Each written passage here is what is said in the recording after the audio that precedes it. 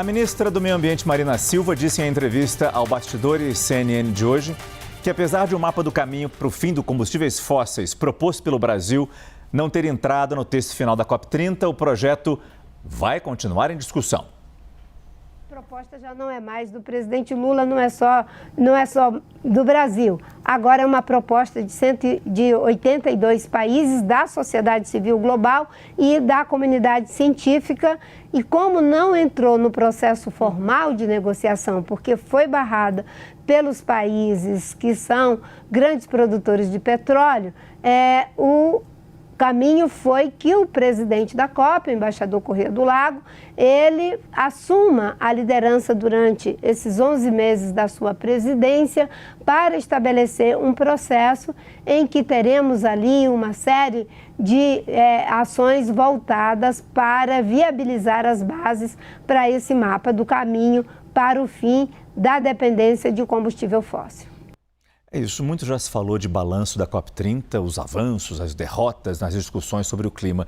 Mas é preciso lembrar de onde a gente partiu. Havia expectativa de como os Estados Unidos poderiam prejudicar o debate com a ausência de representantes do país e, principalmente, sem o aporte financeiro para os mais diferentes projetos. Havia a dúvida de quantos países viriam efetivamente para o Brasil participar da COP.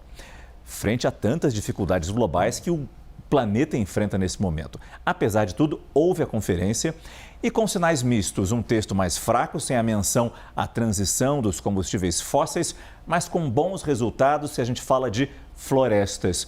Para analisar o que esses resultados significam, conversamos agora com o professor Pedro Cortes, analista de clima e meio ambiente da CNN Brasil. Professor, boa noite. Não tivemos a menção combustíveis fósseis em nenhuma parte do texto. Isso é muito ruim, reconheço, mas tivemos o apoio de quê? 80 países apoiando o tal do mapa do caminho proposto pelo Brasil na transição, na despedida, num plano para a gente se livrar do petróleo. Isso compensa de alguma forma? Isso nos faz olhar para frente e ainda ter esperança disso ser aprovado na medida que a urgência exige? Boa noite. Boa noite, Márcio. É bom tê-lo de volta aqui no estúdio novamente.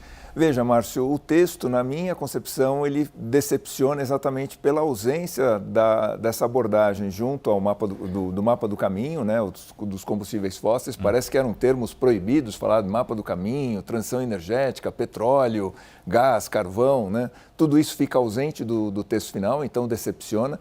Mas, desde o início, nas minhas análises, eu trabalhava com 3 entregas que o governo providenciaria. Né? Uma delas era o texto final, que acabou decepcionando por esses motivos que você citou, mas 2 outras entregas, que é o Fundo para Florestas.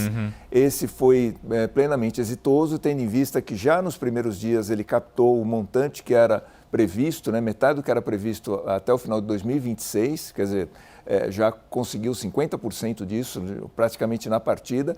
E uma outra entrega que era considerada pelo governo como integrante, né, do texto final, que é o mapa do caminho. Eu sempre trabalhei isso como uma terceira entrega, né? Quer dizer, um terceiro produto que o governo pretendia colocar. Essa adesão de 82 países ela é bastante significativa, mas causa uma preocupação porque fica estabelecida uma cisão dentro do grupo da COP. Né? Então, nós temos metade praticamente dos participantes aqui no Brasil que aderiram a esse mapa do caminho, a outra metade não aderiu. Essa adesão vai fazer com que, como a ministra colocou, surja uma pauta paralela às COPs oficiais. Né? Quer dizer, ela continua sendo conduzida pela presidência da COP, mas em paralelo à Convenção Anual do Clima. Existe o risco de que escape ao controle, né, da ONU, porque a Colômbia e a Holanda já sinalizaram a intenção de montar eventos paralelos para conduzir esse grupo. Quer dizer, é uma coisa... Dá uma esperança ao mesmo tempo, né, porque isso vai continuar sendo conduzido, mas cria essa preocupação de uma cisão dentro do grupo de países que normalmente participam da COP. Então, isso gera uma preocupação. Na sexta-feira, eu mencionei essa possibilidade de cisão.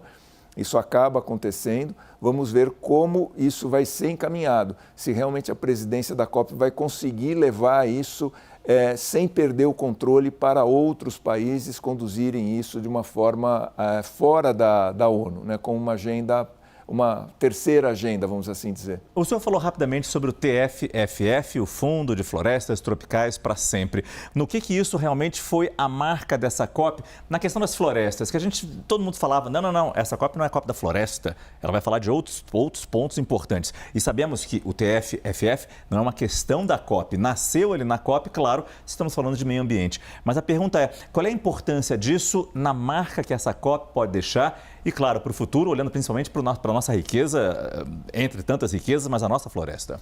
É uma abordagem fundamental, Márcio, porque ela não trata da questão dos recursos como uma doação, como a fundo perdido, dinheiro a fundo perdido, mas sim como investimento. Então, o que acontece? Os países que aderirem e também as entidades privadas que aderirem, elas vão ser remuneradas como um investimento feito em títulos soberanos de países sólidos, de países participantes.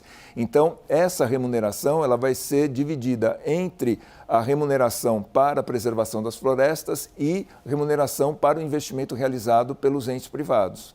E o senhor acredita que tem potencialidade de crescimento realmente esse fundo? Sim, porque na medida em que a gente tem uma capitalização grande já desde a partida, isso começa a abrir a possibilidade do fundo captar recursos privados em vários países, né? Então ele passa a ser tratado como um fundo de investimento. É claro que ele não é tão rentável quanto investimentos de alto risco, porque ele é um investimento de baixo risco e é gerido pelo Banco Mundial. Então isso dá uma garantia muito sólida de que o investimento ele vai ser bem gerido e muito bem aplicado na preservação das florestas. Muito obrigado, Pedro Cortes. Professor Pedro Cortes, analista de clima e meio ambiente da CNN Brasil, sempre com a gente no quadro CNN Terra. Boa noite, professor. Boa noite.